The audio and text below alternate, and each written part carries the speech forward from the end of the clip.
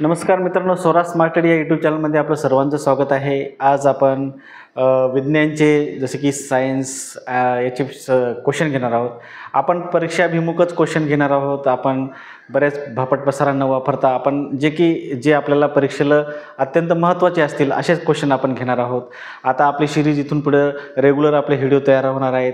Regular जे basic आपल्यासाठी आपल्या कोणत्याही कॉम्पिटेटिव्ह परीक्षेसाठी महत्त्वाचं आहे तेच मटेरियल आपण आपल्या यूट्यूब चॅनलवर अपलोड करणार आहोत. तर आता यातला पहिला प्रश्न आहे की आधुनिक आवर्त सारणी म्हणजे आधुनिक आवर्त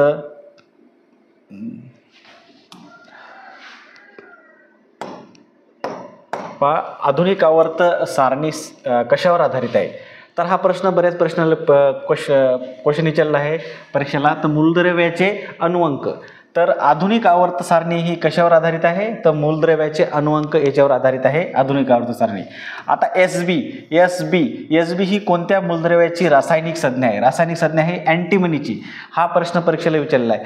अँटीमनीची एस बी ही नावाची अँटीमनीची ही संज्ञा आहे. किरणोत्साराचा शोध कोणी लावला, तर किरणोत्साराचा शोध हा हेनरी बेक्वेरेलने लावला. हेनरी बेक्वेरेल यांनी किरणोत्साराचा शोध लावला. तर त्याच्यानंतर आहे किरणोत्साराचे एस आय पद्धतीतील एकक कोणते, तर बेक्वेरेल. म्हणजे हेनरी बेक्वेरेल यांनी किरणोत्साराचा शोध लावला. त्यांच्याच नावावरून त्याचं जे एस आय एकक हे बेक्वेरेलच आहे. त्याच्यानंतर आहे इथिलीनच्या रेणूमध्ये एकूण किती सिग्मा बंध असतात. जरा टफ क्वेश्चन घेतलेला आहे. तर इथिलीनच्या रेणूमध्ये एकूण किती सिग्मा बंध असतात, तर 5 सिग्मा बंध असतात, हे लक्षात ठेवा. स्टेनलेस स्टील हे आता स्टेनलेस स्टीलवर बरेच संमिश्र हे स्टेनलेस स्टील हे संमिश्र आहे आणि या संमिश्रावर क्वेश्चन बऱ्याच परीक्षेला म्हणजे सरळ शेवेपासून MPSC पर्यंत याच्यावर प्रश्न विचारला आहे. तर स्टेनलेस स्टील हे कशाचे संमिश्र आहे, तर लोखंड, क्रोमियम आणि निकेल. लोखंड, क्रोमियम आणि निकेल यांचा हा संमिश्र आहे. जेव्हा द्रावणाचे pH मूल्य 7 असते तेव्हा द्रावण हे कसे असते, तर उदासीन असते. द्रावण हे कसे उदासीन असते. 1 ते 7 असते आणि त्याच्यानं 7च्या पुढं 7च्या अगोदर हे ॲसिडिक असते, 7 हे उदासीन असते आणि 7च्या समोर असते बेसिक असते. तर जेव्हा द्रावणाचे pH मूल्य कसे असते 7 असते तेव्हा द्रावण हे उदासीन असते. अमलगममध्ये नितांत आवश्यकता असते. अमलगममध्ये कशाची नितांत आवश्यकता असते, तर ती पाऱ्याची आवश्यकता असते. अमलगममध्ये नितांत आवश्यकता असते ती पाऱ्याची असते, पारा. फिनॉल हे काय आहे, हे एक ॲरोमॅटिक संयुग आहे. फिनॉल आपण जे वापरतो घरामध्ये, तर फिनॉल हे ॲरोमॅटिक संयुग आहे. असेच आपण क्वेश्चन घेणार आहोत.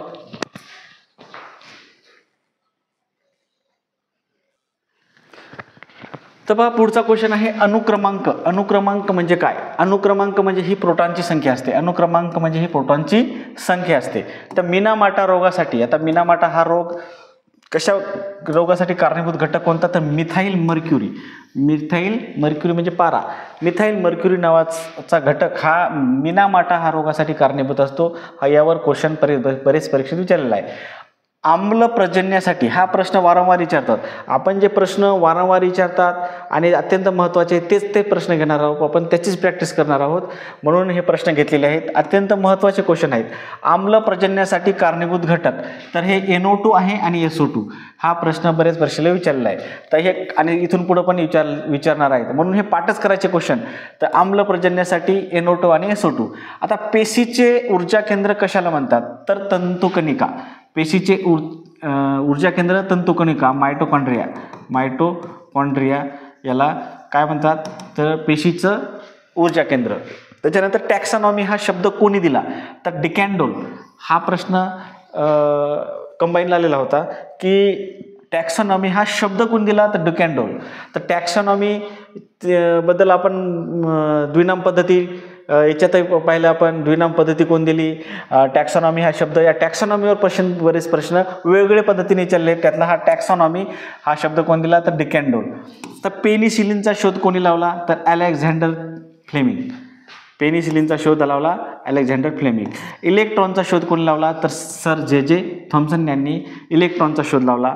आता हे सोनार यावर क्वेश्चन विचारतात. सोनार म्हणजे काय, हे साऊंड नेव्हिगेशन अँड रेंजिंग याचा फुल फॉर्म आपल्याला विचारू शकतात. हे काय असते, तर समुद्राची खोली मोजण्यासाठी सोनारचा उपयोग करतात. आणि हे सोनार म्हणजे काय, तर साऊंड, नेव्हिगेशन अँड रेंजिंग यावर एक क्वेश्चन विचारतात. याचा उपयोग कशासाठी केला जातो, तर समुद्राची खोली मोजण्यासाठी सोनारचा उपयोग केला जातो. त्याच्यानंतर हे पुढचा प्रश्न आहे की 1 HP म्हणजे काय. 1 HP म्हणजे काय, 746 वॅट. 746 वॅट म्हणजे काय, 1 HP हॉर्स पॉवर. अशा प्रकारे हे क्वेश्चन झाले. आपण इथून पुढे वाटलं तर स्क्रीनशॉट घ्या.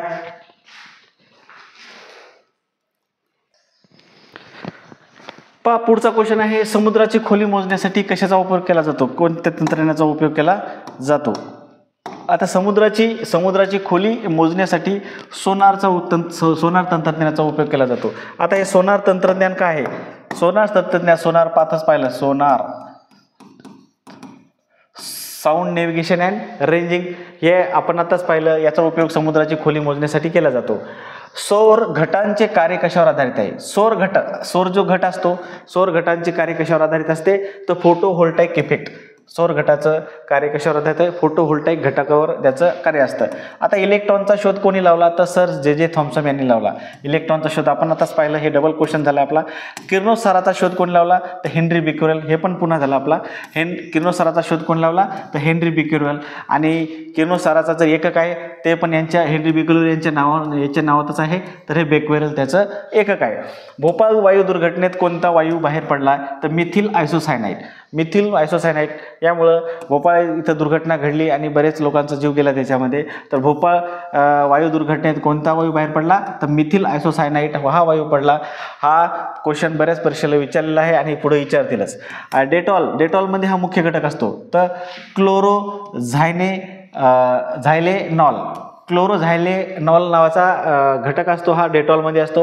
हे डेटॉल झालं, फेनॉल झालं, यावर आता वारंवार क्वेश्चन आपल्या परीक्षेत कंबाईनमध्ये विचारलेले आहेत.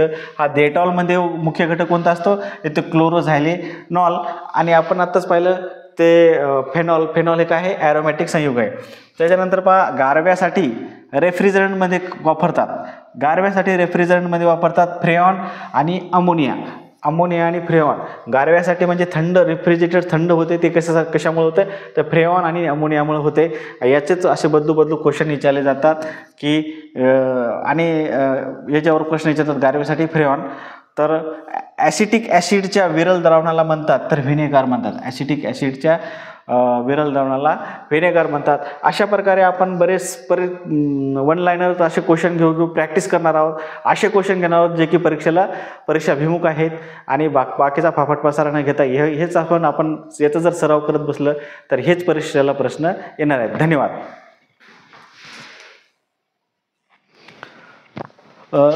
सर्वात महत्त्वाची अपडेट आपल्याला द्यायचं आहे की आपण आता इथून पुढे वारंवार आपले रेग्युलर व्हिडिओ येणार आहेत आणि परीक्षाभिमुखच मटेरियल आपण व्हिडिओला अपलोड करणार आहोत.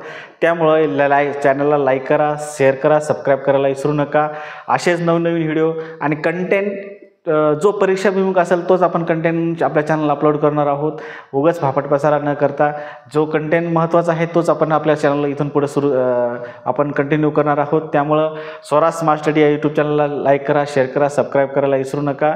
कारण आपल्या या चॅनलमध्ये फाफट पसारा न वापरता आपण काय करणार आहोत, जे मेन मटेरियल आहे तेच अपलोड करणार आहोत. आणि आपल्या याच्यामध्ये आपल्या चॅनलमध्ये कोणत्याही प्रकारचं तुम्हाला परीक्षेचे फीस वगैरे असं हे केलेलं जाणार नाही.